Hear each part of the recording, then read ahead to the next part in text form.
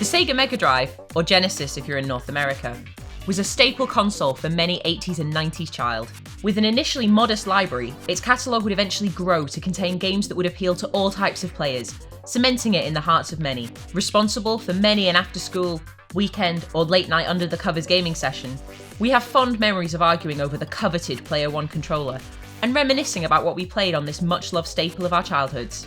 I'm Joe, and here are 9 Mega Drive games for Millennials. Number 9, Final Zone. 100 years in the future, and weapons of mass destruction are banned. But there's a new kid on the block when it comes to military hardware. The NAP Power Suit is a mechanical tank with the ability to destroy anything in its path. Using the latest NAP, you must destroy the evil Blood Axis, equipping your Power Suit with multiple weapons. Fight through streets and deserts, and take on Axis at their HQ in a mech-to-mech battle. Number 8, Brave Battle Saga. Initially only released in Japan, this one is likely not as well known as some of the others on today's list, but it is an absolute gem and well worth playing now that it has a wider release. Brave Battle Saga is a traditional JRPG featuring turn-based battle system and an open game world with a wonderful mixture of fantasy and sci-fi elements. The protagonist Tim accidentally uncovers a cache of ancient technology, which ends up involving him and his allies in a quest to prevent an evil empire from seizing the ability to activate ancient weaponry. Number 7, Gods. 4 Guardians have invaded the Citadel of the Gods, and the Gods have offered one favour to anyone who can retake their domain. As Hercules, you come forth and request a seat amongst them as their equal if you succeed in this quest. Will you ascend to Mount Olympus? Like many other Bitmap Brothers games, Gods was highly praised by critics thanks to the quality of graphics and music. Number 6, the Chaos Engine. Titled Soldiers of Fortune in the US, the Chaos Engine was released in 1993. Developed by the Bitmap Brothers and published by Renegade Software, the game is set in a steampunk Victorian age where players must battle the creations of the eponymous Chaos Engine and ultimately defeat it and its deranged inventor. Shortly after the game's release, Renegade Software took out a full-page advert which simply said, "The Chaos Engine, so good even Stuart Campbell liked it," referring to a British journalist who had a habit of not liking games that were surrounded by too much hype, including previous Bitmap Brothers games such as Xenon 2 and Gods, yet he gave this one a glowing review. Number 5, Xenon 2. This vertical scrolling space shooter was a personal favourite of mine growing up. Blast through levels filled with waves of enemies before you face an end-of-level boss creature.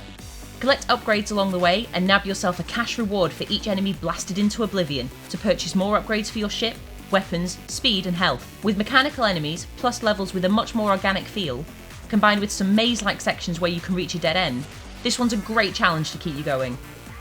Number 4, Zool, Ninja of the Nth Dimension. Zool is a gremlin-like creature from another dimension, forced to land on Earth and attain the prestigious rank of Ninja. He must travel through 6 worlds, defeat enemies and prove himself worthy of this title, all whilst picking up power-ups of course. One of the most fun power-ups is definitely the Twin Power, which imitates the original's motions a few seconds after he performs them, a handy trick. On the game's release, many reviewers referred to Zool as an ant. In response to this, Gremlin issued a press release claiming to be from the leader of a body representing ants and complained about the misrepresentation of their hard-working and gentle species. Number 3, Tinhead. Grim Squidge the Goblin has stolen all the stars on the edge of the universe, scattering them to faraway planets. In a nearby space station, Tinhead hears the cries for help and jumps into action. Arming his head-mounted ball-bearing gun, he rushes to the star's rescue. A platformer with exploration elements, Tinhead has you attacking enemies, shooting them with small metal orbs. These can be shot in 3 different directions, giving you maximum takedown power. Number 2, Cannon Fodder. 6 levels of combat, 1 squad, unlimited ammunition. Direct your troops through numerous missions, battling enemy infantry, vehicles and installations, but watch out for friendly fire from grenades.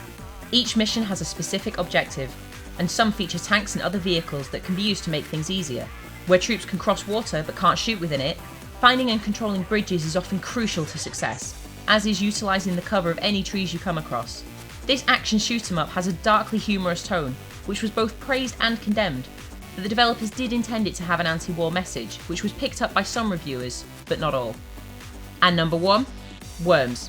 You all know the score by now, but just in case, here's a recap. The aim is to use various weapons to kill the worms on the other team and have the last surviving worm. Gameplay is turn-based, and each turn you take control of one of your 4 worms in the team, moving around the terrain and drawing upon one of the many weapons available. From bazooka and grenades to a fire punch and airstrikes, there's a multitude of ways to take down the other team.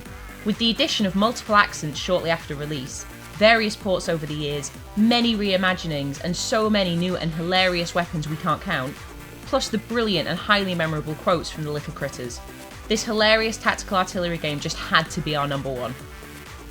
Well, that's it for our 9 Mega Drive memories. If this was your gaming era, make sure you let us know your favourite game down in the comments below. See you next time!